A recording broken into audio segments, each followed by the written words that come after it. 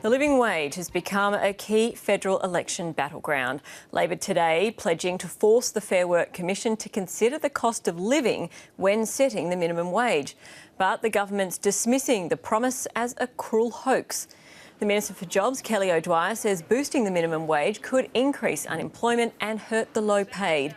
But Labor leader Bill Shorten says all stakeholders, including employers, will be consulted before any increase is phased in. We get that you've got to roll this out in a way which recognises the capacity of business to pay.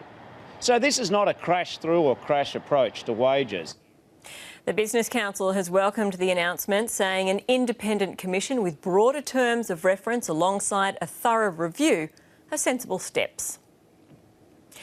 Wage growth may be flatlining now, but in the last century, Australia had the opposite problem, soaring wages and high inflation leading to boom-bust cycles. But are the reforms that killed that problem creating a new one? Stephen Long has the second part in our series on wages. The past 3 years have shown a steadily increasing militancy by the workers and a growing solidarity between their unions. In the past, low wages growth was not the problem. Far from it. Number one on our item of a block of claims is that we go for $24 over the award. In Australia in the 1970s and 80s, union membership was high. Workers in strong unions won big pay rises, and industrial tribunals passed on gains to all employees through a centralised wage fixing system. Strikes were common, inflation rampant, and rising wages outpaced productivity. We saw very strong wage growth and a fear of economic harm caused by wage inflation. The response was deliberate policies to cut wages growth and boost the profit share by dismantling the centralised wage fixing system and shifting to workplace level pay setting.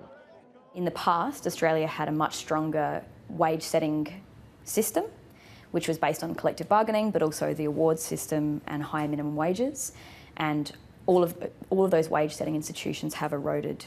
When Australia first moved away from centralised wage fixing, the assumption was most people would get pay rises through collective bargaining, employees banding together to negotiate pay and conditions with the employer. But collective bargaining has collapsed. In 2013, nearly 20% of the private sector workforce was covered by a current collective agreement. Now only about 12% of private sector employees are covered by a current agreement. 600,000 fewer people.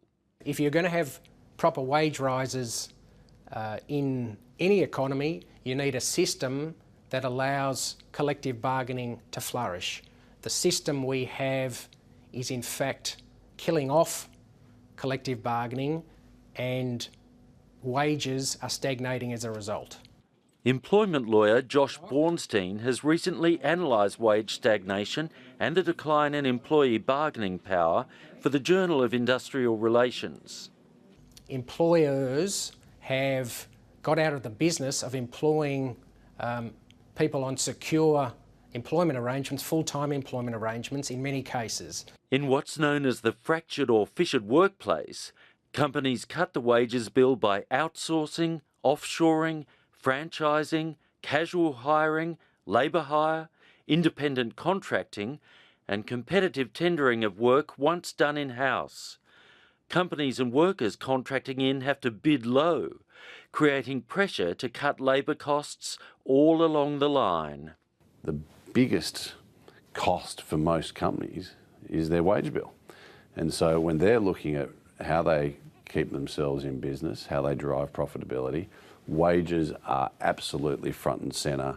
Economist Warren Hogan, now a professor at UTS and formerly chief economist at ANZ, agrees that casualisation and contract-based work are key drivers of wage stagnation.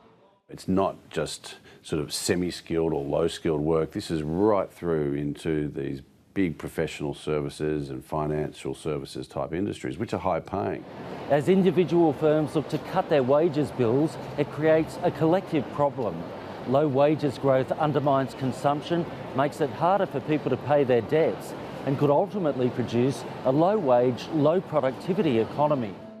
If you're an employer, who has access to an abundant supply of cheap skilled labour, why would you choose to invest in new technologies or new software or invest in upskilling the workforce when all the firms in your industry are all competing on labour costs? And that's what the Australian economy looks like right now.